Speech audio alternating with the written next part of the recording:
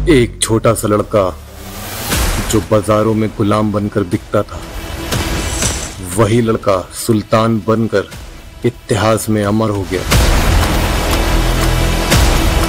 कुतुबुद्दीन ऐबक से कुतुब मीनार तक 800 साल के इतिहास का गवाह है।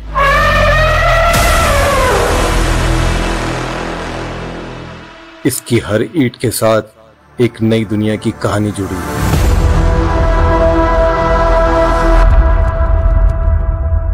जब कुतुबुद्दीन ऐबक ने इसको बनवाना शुरू किया, उस वक्त यूरोप के क्रूसेडर्स कुस्तुनतुनिया की दीवारें तोड़ रहे थे। जब सुल्तान इल्तुतमिश ने कुतुब मीनार की मंजिलें बुलंदी तक पहुंचाई, सलाउद्दीन अय्यूबी बैतुल मुक़द्दस को आज़ाद कर रहे थे। और जब फिरोज शाह तुगलक ने इस शानदार मीनार को नई जान बख्शी, उस वक्त उस्मान गाजी एक नई सल्तनत की बुनियाद रख रहे थे।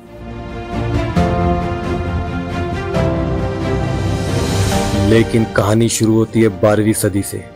कुतुबुद्दीन ऐबक ने कुतुब मीनार को बनवाना एक सिंबॉलिक विक्ट्री के तौर पर शुरू किया था।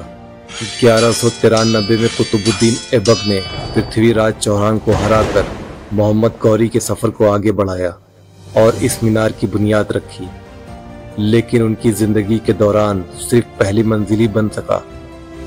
इल्तुतमिश, उनके दामाद, ने 3 और मंजिलें जोड़कर इस मीनार को 1220 तक मुकम्मल किया। फिर फिरोज शाह तुगलक ने आखिरी और 5वीं मंजिल जोड़ी। 75 सालों में ये मीनार अपनी बुलंदी तक पहुंची। मगर ये सिर्फ एक इमारत नहीं थी, इसके पीछे एक इरादा था, पूरी दिल्ली को अजान की सदा पहुंचाना।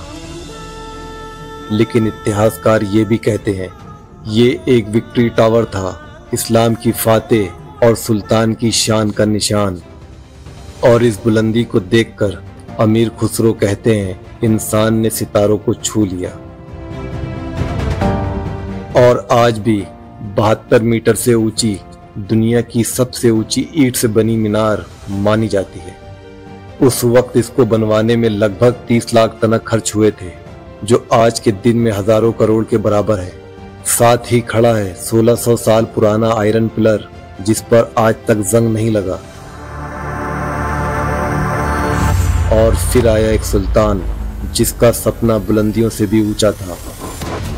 अलाउद्दीन खिलजी चाहते थे इससे दुगनी ऊंची मीनार बनाएं, अलई मीनार। लेकिन मौत ने सपना अधूरा छोड़ दिया। आज भी कुतुब कॉम्प्लेक्स में उसका अधूरा ढांचा खड़ा है। कुतुब मीनार सिर्फ एक इमारत नहीं, एक जिंदा इतिहास है। सिर्फ दिल्ली का नहीं, पूरी दुनिया का हम उम्र गवाह है। जब ये मीनार आसमान को छू रही थी, तब फ्रांस के दिल में नोट्रे डेम कैथेड्रल अपनी दीवारें भी उठा रहा था। और पूरब में तैमूर लंग दुनिया के नक्शों को बदल रहा था।